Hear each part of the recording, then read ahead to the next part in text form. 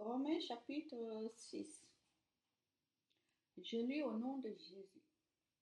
Être baptisé, c'est mourir et vivre avec le Christ. Alors, qu'est-ce que cela veut dire? Est-ce que nous devons continuer à pécher pour que les bienfaits de Dieu se répandent en abondance? Sûrement pas. Nous sommes passés par une mort qui nous a séparés du péché. Alors, comment pouvons-nous vivre encore dans le péché? Vous le savez bien, notre baptême, en nous unissant au Christ Jésus, nous a tous unis à sa mort.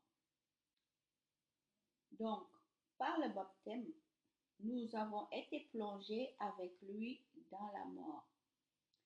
Mais la puissance glorieuse du Père a réveillé le Christ de la mort pour que nous aussi, nous vivions d'une vie nouvelle. En effet, nous avons été totalement unis à lui au moment où nous sommes morts avec lui. De même, nous serons unis à lui en nous levant comme lui de la mort. Comprenons bien ceci. Ce que nous étions avant a été cloué sur la croix avec le Christ. Alors le péché qui fait partie de nous-mêmes est détruit et nous ne sommes plus esclaves. Nous ne sommes plus esclaves du péché. Oui, celui qui est mort est libéré du péché. Mais si nous sommes morts avec le Christ, nous croyons que nous vivrons aussi avec lui. Nous le savons bien. Depuis que le Christ s'est réveillé de la mort, il ne doit plus mourir. La mort n'a plus de pouvoir sur lui. Le Christ est mort et sa mort l'a séparé totalement du péché. Une fois pour toutes. Maintenant, il est vivant et sa vie est tout entière pour Dieu. De même, vous aussi, vous devez penser ceci. Vous êtes morts en étant totalement séparés du péché. Mais en étant unis à Jésus-Christ, vous êtes vivants pour Dieu.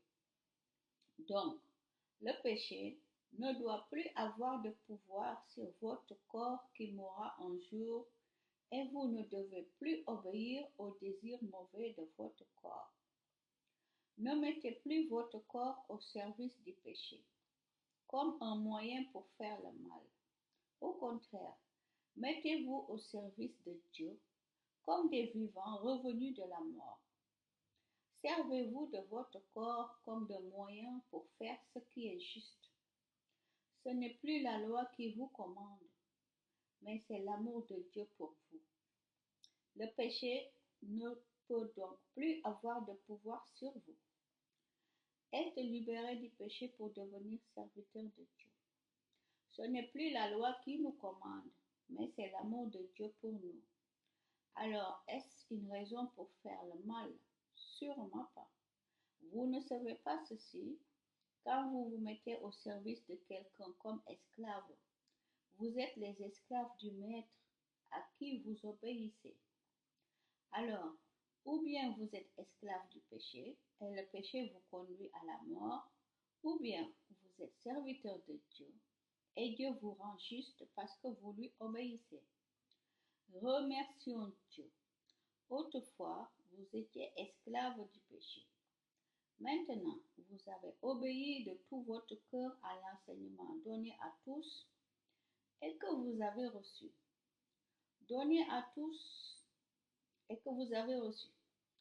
Vous avez été libérés du péché et vous êtes au service de ce qui est juste. J'utilise une comparaison humaine parce que vous avez du mal à comprendre.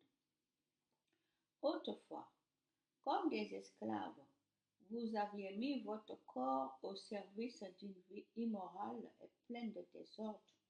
Et le résultat, c'était la désobéissance à Dieu. De même, aujourd'hui, comme des esclaves, mettez votre corps au service de ce qui est juste. Et le résultat sera une vie qui plaît à Dieu. Quand vous étiez esclave du péché, faire ce qui est juste ne vous intéressait pas. À ce moment-là, quelle action avez-vous faite? Aujourd'hui, vous en avez honte parce que le résultat, c'est la mort. Mais maintenant, vous êtes libérés du péché et vous êtes devenus les serviteurs de Dieu. Ainsi, vous faites des actions qui plaisent à Dieu et le résultat, c'est la vie avec Dieu pour toujours. Oui, avec le péché, ce qu'on gagne, c'est la mort. Mais avec Dieu, ce qu'on reçoit gratuitement, c'est la vie avec lui pour toujours, en union avec le Christ Jésus, notre Seigneur. Amen.